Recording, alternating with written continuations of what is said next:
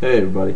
So I got a haircut and I'm going to try to do this video. I actually did the last take and it was 14:59 and then it stopped me. So I'm going to try to do this a little bit quicker than I did the last video because I kind of ranted and I think I can speed it up a little bit. But got a haircut and a little bit shorter, a lot shorter than I wanted it to be. But here it is. If you didn't like my long hair, be happy for a few weeks, I guess. But anyway, this is going to be a response to Secular Numinous video on voting, and I'm hoping that I can do the last response, the last capture that I did with this video cam in the same sort of light. Hopefully, it will go all right. So I'm not going to talk about syndicalism because I don't know much about it. I don't know much about the theory, and I haven't read the major works. So I'm not interested in that. And this is going to be a series on the morality and practicality of voting. This video will mostly have to do with practicality and not morality, but still, it's going to have to deal with both subjects as time goes on. And so I'm going to try to deal with the practicality. Mostly in this video, I make passing statements about the morality of it.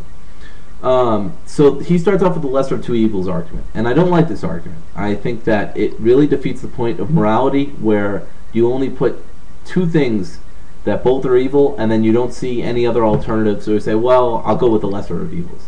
And I think that this is a really false dilemma. It's a false dichotomy, that the lesser of two evils really just it basically propagates bad behavior in the name of good effects, and good effects generally don't come from bad behavior, and so it seems to me a real confusion of cause and effect. You don't generally get good things from bad people, and I don't think that doing the lesser of evils as a sort of justification for voting works either, because voting is impractical, and Numinist even said so himself, that voting is highly impractical. And I'll say eventually, it also can be immoral within certain contexts. I'm still conflicted on whether it's immoral. I'm kind of on the fence, but I'm going to get into that too. So the lesser of two evils basically means that, well, there are two options, and for I'll use an American example because I know you live in the UK. So an American example for the last election would have been Obama and McCain. So a lot of people viewed who were I don't know. This is tough because I didn't have I had a lot of talks about the election, but it was a few years ago. But I mean, let's say, for example, that a radical minarchist who doesn't like voting thinks that a radical minarchist, by the way, is a minarchist who supports the state but has radical means of decentralizing the state through basically counter institutions and not through voting. But anyway, so he would say, let's say, for example, John McCain is worse because he'll be more likely to cause war. So therefore, I'm going to go with Obama, and he would have more domestic warfare in the like the drug war and that kind of stuff. But at least he wouldn't have outside war, so I wouldn't be so afraid of being bombed or something like that. It's just an example. And so basically, he votes for Obama because he's the lesser of two evils, because they're both bad in his opinion, but he sees the other option as bad, as less bad. Now, this argument falls apart for a lot of reasons. Namely, one you actually brought up, that there are other parties besides the main party in the UK. And there are in the US too, but to a lesser extent, and also because those smaller parties, just like in the UK, are never going to get elected. And I'll talk about that. I'll talk about why in a little bit. So, basically, the lesser of evils implies that somehow evil can be good when it's less evil than another evil, and I don't understand how that follows. Someone will have to explain that to me because I've never understood how that works. It leads to basically justifying evil acts or impractical acts just for good ends. Excuse me, and I don't think it works out, specifically in the case of voting. And how to counter it is basically, and why you should counter it is that. Countering the lesser of two evils is pretty easy. You just point out, just like the Amazing Atheist did, that both are evil. That you shouldn't be voting for one just because it's less evil than the other, and that doesn't mean it's going to result in anything good.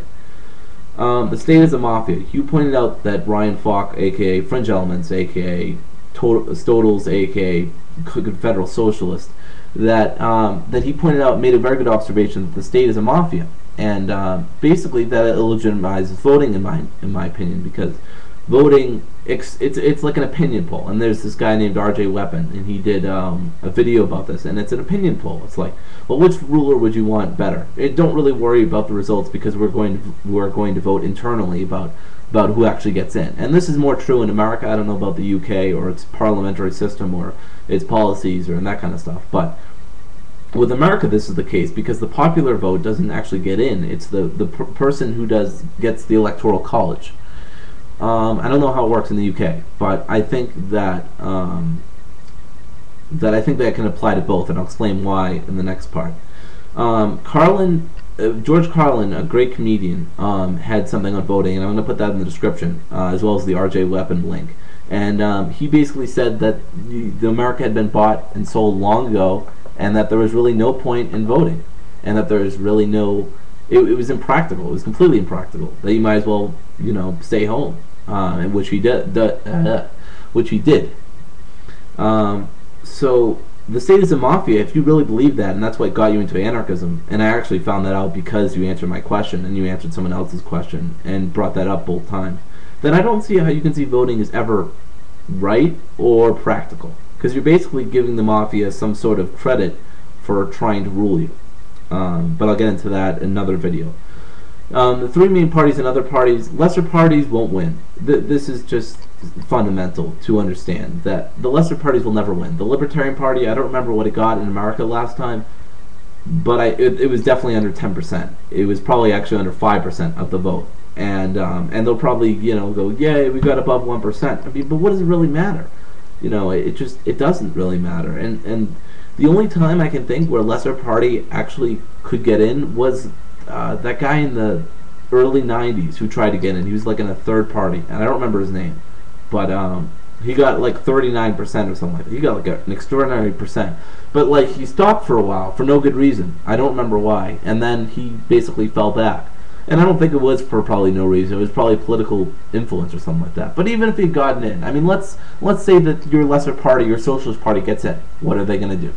The parliament is probably against them, or the public are against them, or the public will eventually turn against them.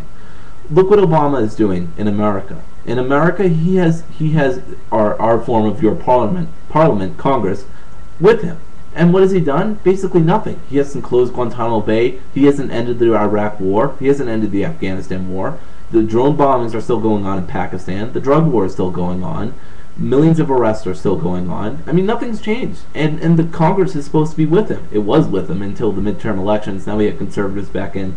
But it doesn't matter. It doesn't matter. Politics in this case, when it comes to voting, just doesn't matter. And I want to get into it won't matter because of the inherent nature of the state. And the inherent nature of the state is for the state to go up and the lower class to go down. And this is a basic fundamental part of the state that stems from taxation, privileges to the upper class, and a lot of other things, barriers to entry, and I don't know how prevalent this is in the UK, but I mean that's what affects in America. And welfare is just a dirty, cheap throwout to the poor. And I'll do a Jacob Spinney there's a Jacob Spinney video, and I'm going to put in the description down below on that, so I don't have to rant about that too.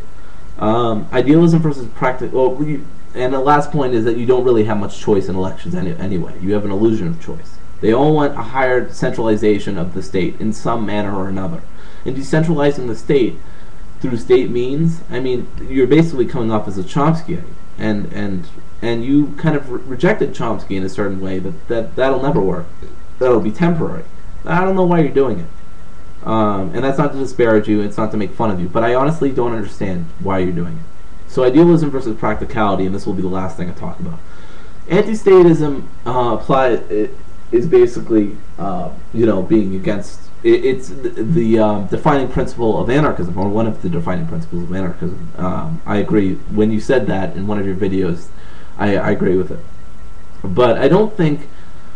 I think that you're selling out in this manner. I think that you're selling out by voting. I think that it's okay to sell out your anarchist principles when you have to. I mean, you can't be completely idealistic and utopian and whatever. But I don't think idealism actually falls on the anarchist side. I think it actually falls on the statist side. And or the state a solution, or the state supported solution, because basically you're saying the state can internally fix itself if we just have the right people. This is exactly what the minarchist claim is. And I know you're not a minarchist, and you even talked about how minarchism is just a romantic fable tied to the Constitution, which is also romanticized. So, I mean, we all romanticize certain objects and certain ideas, but I mean, still, the idea that the state can internally fix itself has never really worked. And I don't see it working. If you have some examples of it working, let's discuss that. And I also encourage you to do a video response back to me so we can get into a larger conversation about this. I'd welcome that. And my alternatives are agorism. Agorism is a political philosophy that was founded by Samuel Edward Konkin III in the late 60s. And he basically, it draws on counter-economics. Agorism is from agora, meaning marketplace. So it's basically just marketplacism. But it has to do with, specifically with anarchism, which means a truly free market, free of corporate privilege and the state in general. So dual power, I know you mentioned Laughing Man, but I'm going to put a video of him explaining dual power in the description so I don't have to get into it. Direct action throughout history has been proven effective. Gandhi did it, MLK did it, the civil rights movement in general, the women's rights movement. I mean, all these rights movements had a lot of direct action, and that's really what affected the political change.